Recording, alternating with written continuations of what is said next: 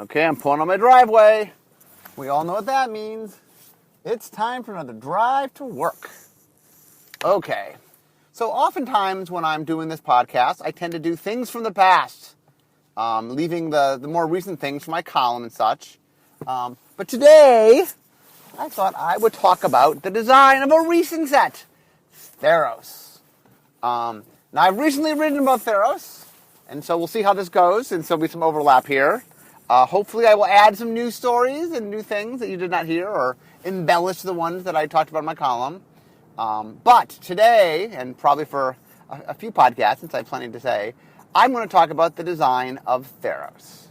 Okay, in the beginning. Okay, so what happened with Theros is many years ago, Aaron called me in his office and told me that he wanted me to do another 7-year plan.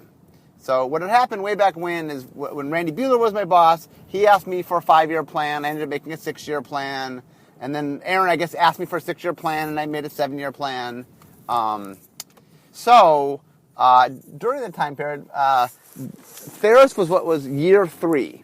So year 1 was Innistrad, which had been planned.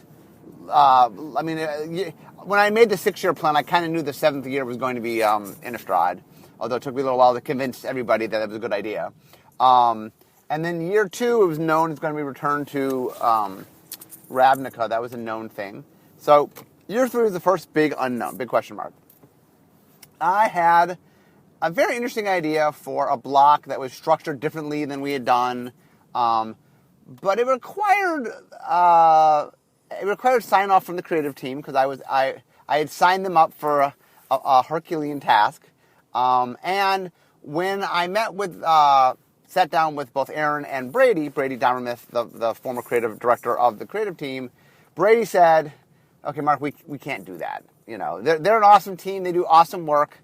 I had just asked a little more of them than Brady thought was something they could do well, and it was Brady's job to make sure that his team was not signed up for more than he felt they could do. And the creative team does amazing work, and." Probably Brady was 100% in the correct of I was asking them to do something that'd be a little hard for them to do. So my year 3 idea was dashed to the rocks. And so Aaron's like, well, do we have any other ideas? So Brady said, he goes, well, we've always talked about doing a Greek mythology set. Maybe we could do Greek mythology. And at the time this was going on, Innistrad hadn't come out yet, but it was in the process of being made, and we kind of knew it was going to be a hit. It was just clear as we were making it that it just all cylinders were in line and everything was going real well. So Brady was like, okay, we know top-down design can work. We've talked about doing Greek mythology. We think we can make Greek mythology work.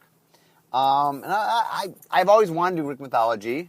So growing up, one of the things I did as a kid is I loved to read. I was a bit of a loner, and I had a lot of me time, and I loved to read. I was a bright little kid, and so what I did was I would pick a topic, and then I would read every book I could find on the topic.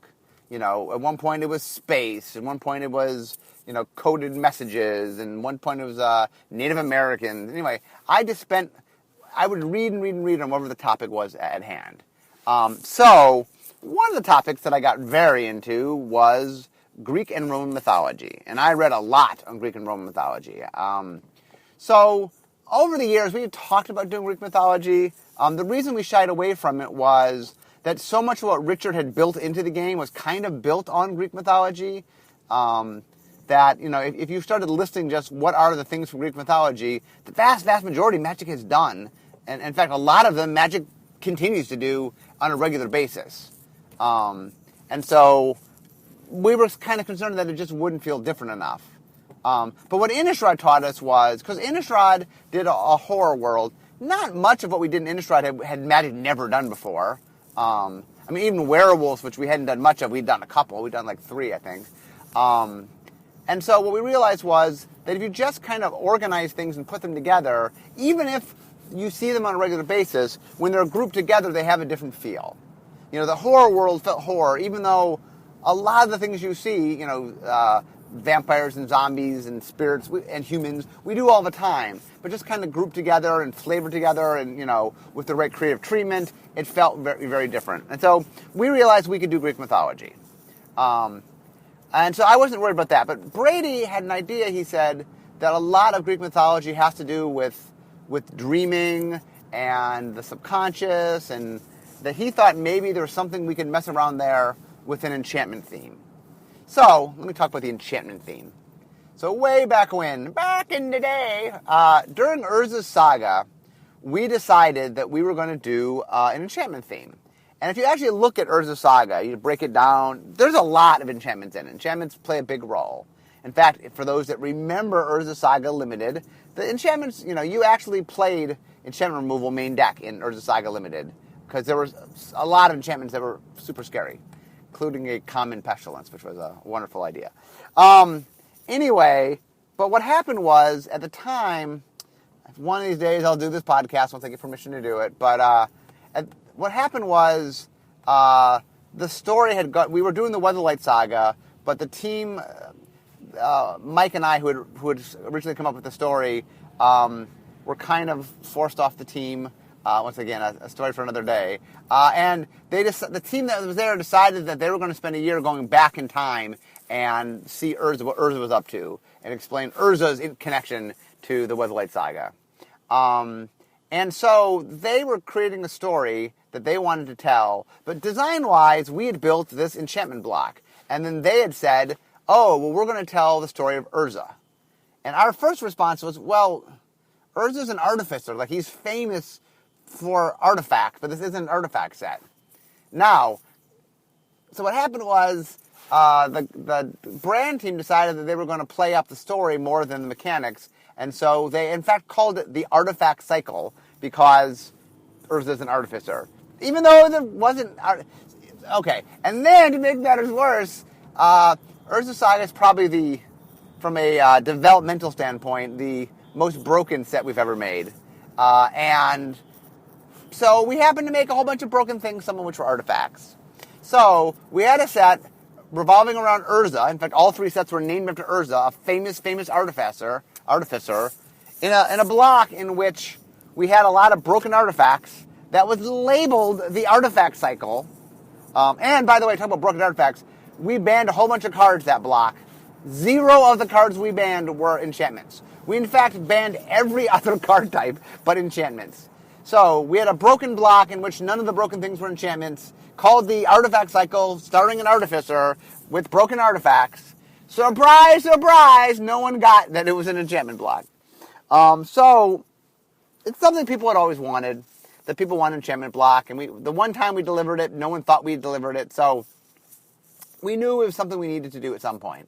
And so Brady had this idea of, what if you combine top-down Greek and Roman mythology world with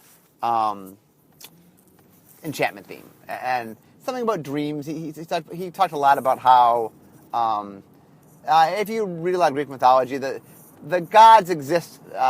They enter the people's dreams, and a lot of times omens came to people in their dreams, and there's a lot of dreaming in Greek mythology. So I said, okay, let me think about it. The other 7 years we had all signed off on, and this was really the only one. And ironically, this was the one that was starting soon. I guess Innistrad might even have been out, because when I had this talk, I was a month away maybe from starting on Theros design. Oh, by the way, another side thing that comes up. So Theros block was Friends, Romans, and Countrymen. And everyone's like, you always say that the codenames have nothing to do with the set. And Friends, Romans, Countrymen, that's a famous quote by a Roman in Julius Caesar. And I mean, in Julius Caesar, it's Mark Antony. And this is a set that's about Greek and Roman mythology. And the answer is, when it was named, it wasn't a set about Greek and Roman mythology. Also, by the way, I guess the side note is, when we got into it, originally we were thinking Greek and Roman mythology, and the creative team came to us and said, you know what, we've looked at it. There's a very distinct difference between Greek and Roman. We think there's a lot of Roman tropes maybe we can use later. So we're just going to make this Greek mythology, not Greek and Roman mythology. So when I talk about it being Greek and Roman, once we actually got into the design, it became just Greek and not Greek and Roman. There's a lot of overlap in the mythology, so obviously most of the mythological things we're referencing, there's parallels in Roman mythology. But we're sticking to Greek.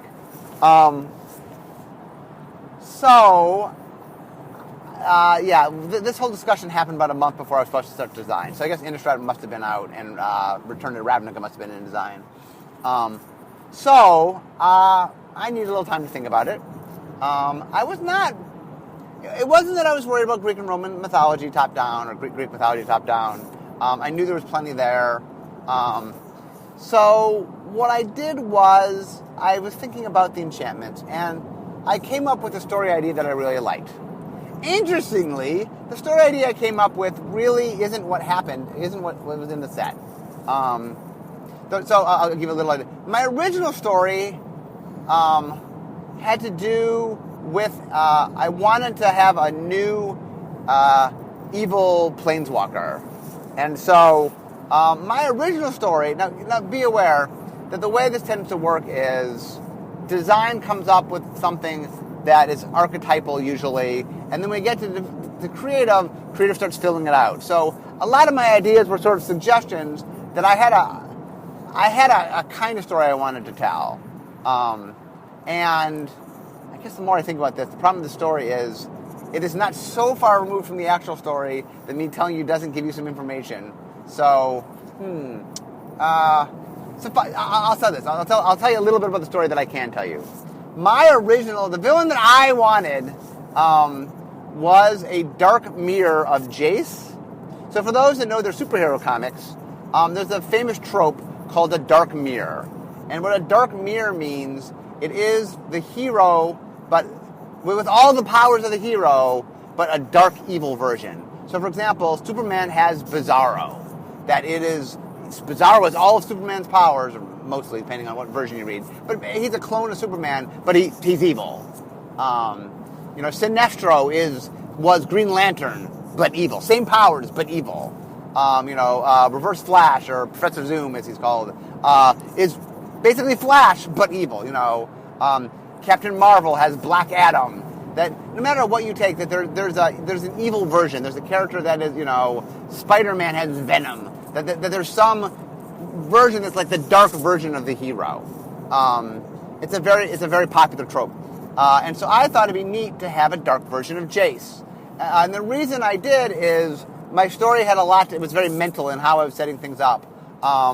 And so I needed a villain. I was trying to make a new villain. Now, I knew there was a good chance it might not actually be Dark Jace. But that was my original pitch.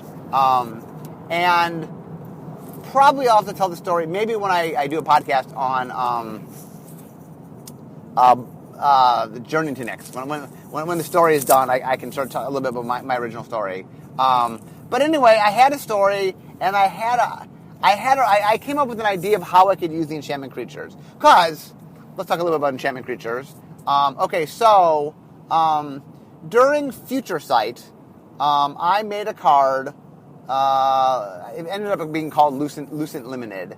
And my card was a white flying enchantment creature that had an effect. I forget what the effect was. It might have been a Crusade or some very staple white enchantment effect. I think it was Crusade, but it was some effect.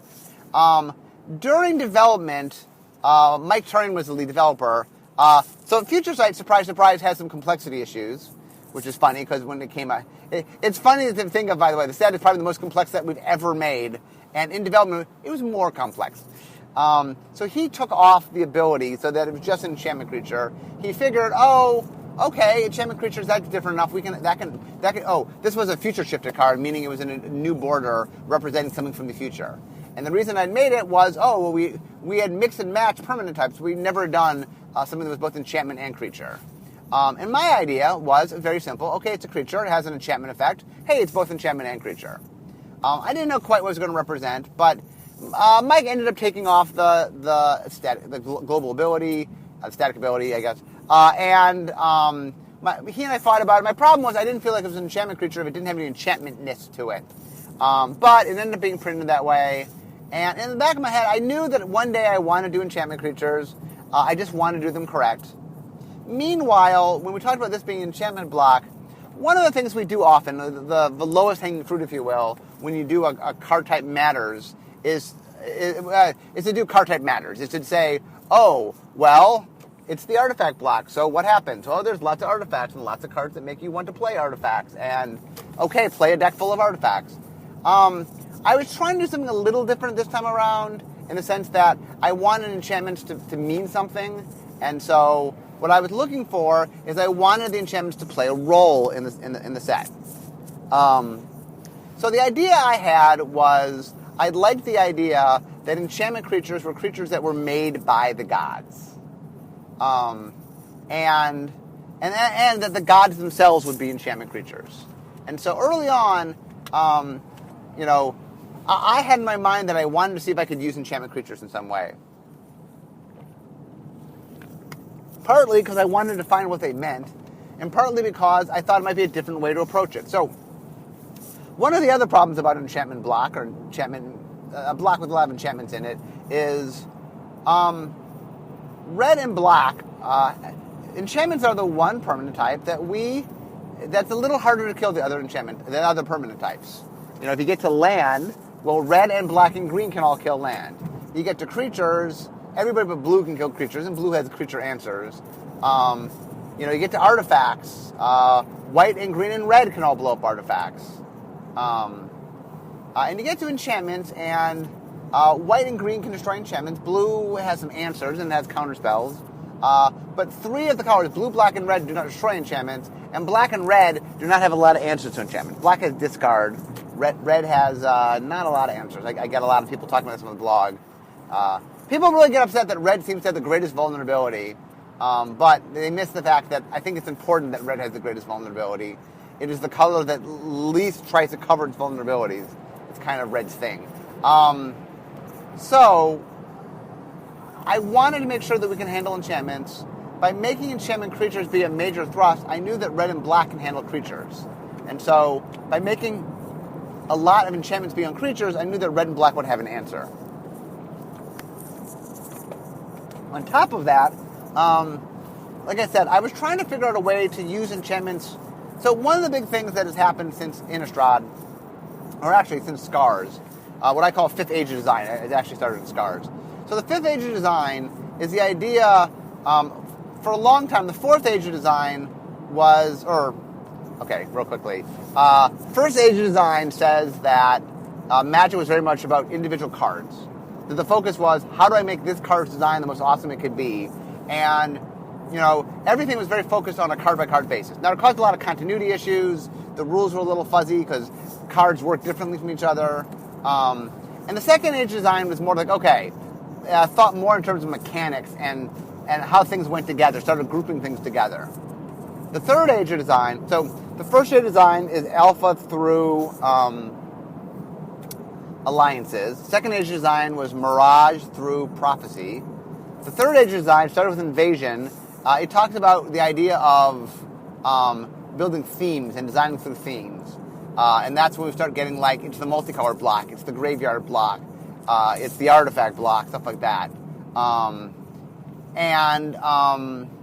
So third design goes through, what's the one before Ravnica? Was, what is the one before Ravnica? I'm blinking. It was Champions of Kamigawa, through Savers of Kamigawa. So starting with Ravnica, we started doing, this ties up with me becoming head designer, we started doing block design. And so it got a little bigger in scope. And so that was the fourth stage design, and that goes until the end of Zendikar, Rise of the Eldrazi.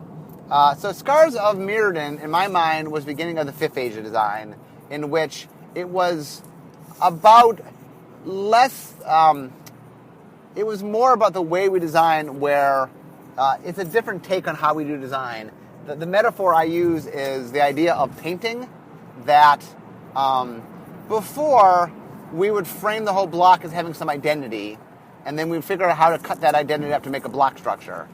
And And starting with Scars of Mirrodin, it was more like, I want to tell a story. I wanted my design to be something. And to do that, I will use different components of mechanics as paint to paint the canvas, if you will. So the idea is, in third and fourth age of design, it would be like, oh, it's a graveyard block. Where in, or even then, I guess, fourth age design might be it's a guild block.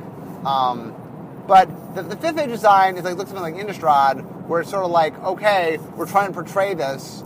How do we, we can use a graveyard component. We could use a tribal component. We could, that it took different elements to build it together. It was just a different way of looking at it, different way of designing. And so one of the things that I was looking at was I wanted to figure out how enchantments was one of my paints. It wasn't the be-all, end-all of my design. My design wasn't built around enchantments. It was built around having a certain feel. And that's another big thing, I think, that starts with fifth age of design, is the idea of an emotional component, from fifth age as I move forward, the question I've always asked is, what emotion am I trying to get out of my audience? Scars of Mirrodin, I was trying to make you intimidated by this opposing force. I wanted you to feel what it was like, feel sort of on the side of the intruders and the side of the intruded. And a big part of how I do design now, and I'll do a podcast on this, is I'm a big believer that emotions are very important in design, that you have to understand how the audience feels. And so a big part of how I design now is thinking about what mood I want, what emotion I want, what's the emotional response I'm trying to get. And it turned out Greek mythology was tricky. I started assuming that it would be like Innistrad, that it would be top-down. Okay, I would capture the feel, and I would go to pop culture. So what happened was, once I figured out what I wanted to do, and I said to Aaron, okay, I got it, I can do this, I tagged Ethan Fleischer. Ethan's the winner of the Great Designer Search 2, who is on the design team. I said to Ethan I had a design project for him, and Ethan was actually still an intern at this time, I wanted him to go through magic and through Greek mythology, and I wanted him to sort of say, where are there opportunities both in Greek mythology to do magic and in magic to do Greek mythology? And he did basically a research project and made a pamphlet, a little book, that sort of talked about, what's all the stuff magic has done that is Greek mythology, what is the Greek mythology stuff that would lend itself well, that we haven't done, but that would lend itself well to magic. And he wrote all that up. And meanwhile, I was trying to figure out sort of what is the essence of what I wanted to do. Now, I literally started my design like I started my Innistrad design.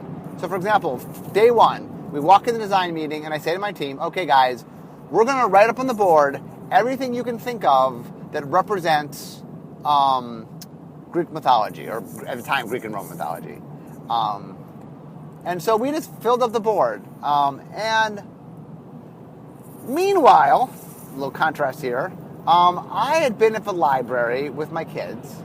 And so one of the things in the library, for those that aren't familiar with the Dewey Decimal System, so what happens is when you want to look things up, things are grouped in different categories. There's numbers. And so if you want to find something, you have to say, I want to find such and such. You look up the catalog number and you find it.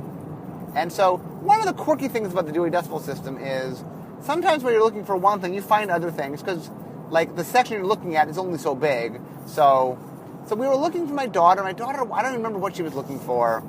But while looking for a book for my daughter, I stumbled upon, it was like Greek and Roman mythology for kids. And I thought that it was interesting because one of the things that I'm trying to do is I'm trying to make sure that I hit all the most common tropes. And I'm like, you know what? This is perfect. Like a book aimed at kids. Like there is no, this is the basics, right, of Greek and Roman mythology. And I remember that the subtitle of the book, I got the book out of the library that day, the subtitle of the books was, Greek and Roman mythology was Gods, Heroes, and Monsters. And that really hit home for me. And when we were having our first meeting and we were writing stuff on the board, I looked at the board and I realized that we had basically put things in 4 categories. Now, one category was just ancient Greek things, a Colosseum, an urn, a toga. They're just things that you associate Greek mythology because really you're associating with Greek. But once I took those out, the remaining three things fell into three categories. They were gods, they were heroes, or they were monsters. It was Zeus and Hera and Apollo and Ares, or it was Perseus and Theseus and Hercules, or it was Medusa or Pegasus or Cyclops or whatever. And that really they fell into those categories. And I decided early on that was an interesting way to think of it. And so, because one of the things, this is an important thing when you talk about design, one of the things that happens early on is I need a way to mentally process each set. And I need a way to mentally process it that's a way that I haven't done before. And I talked about this in my creativity podcast, in that one of my tricks when I'm doing a design is I want to make sure I approach it unlike I've approached any other design. Why? Because I want to sort of fire new neurons. I want to go down paths that my brain hasn't gone down before. That if you do something that you're well familiar with, you will keep coming up with things that you know. But when you challenge yourself and say, I'm going to do it under some constraints I've never done before, you just get to areas you never get, and it's a way to get lots of fresh material. Now, I was already going down the path of Greek mythology. I'd never done that before. I knew I was going to find a lot of things that were new. But I needed some way to mentally process it. So not only do I need a new vantage point, but I need some way to sort of group it in my head. I've talked about this many, many times, but I will mention one more time. The human brain likes to group things. It just makes it easier. That if my set has too many components, it's hard for me to sort of acknowledge. But 3 is a good number, and I said, okay, I'm going to break up what I'm doing into 3 parts. And gods, heroes, and monsters seem like a cool thing. So let's talk a little bit about the gods. Because it's something that came up very early in design, which was, are we going to have gods? Gods are kind of daunting from a magic standpoint. Because what is a god? You are a planeswalker. You're this really powerful person that shows up and can summon things out of nowhere, and you have a lot of god-like powers. I mean, old school planeswalkers were a little more actually god power level, but even modern planeswalkers, could be mistaken for gods by the natives. I mean, they definitely are powerful in some ways.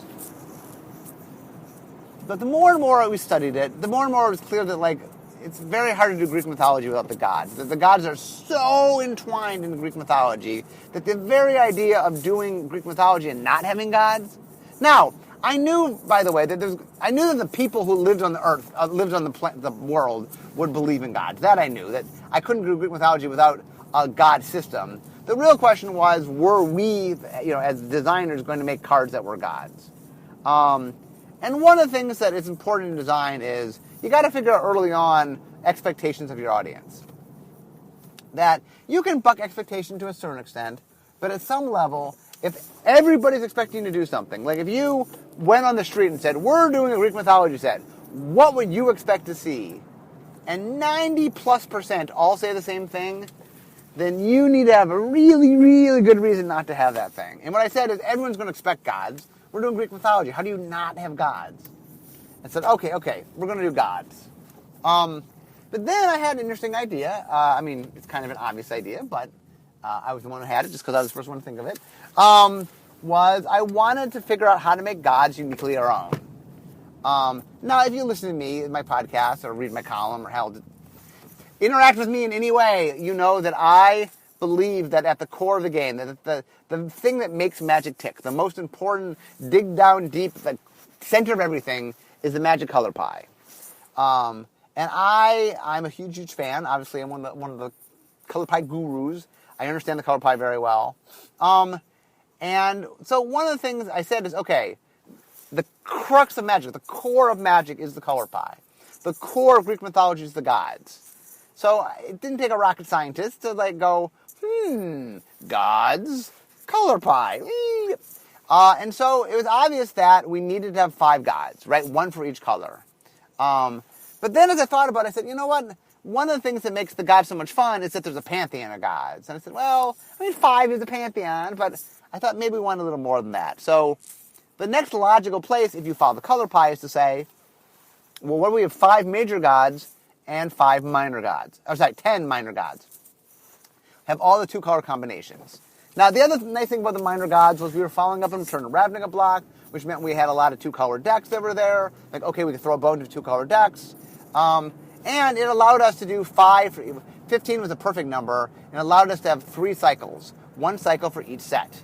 And so one of the things that's nice when you're building a block is you want to have hooks and you want to make things exciting. I'm like, okay, it's a Greek mythological set, 3 sets. Every set has a cycle of gods, cycle of, a mythic rare gods. That sounds pretty exciting.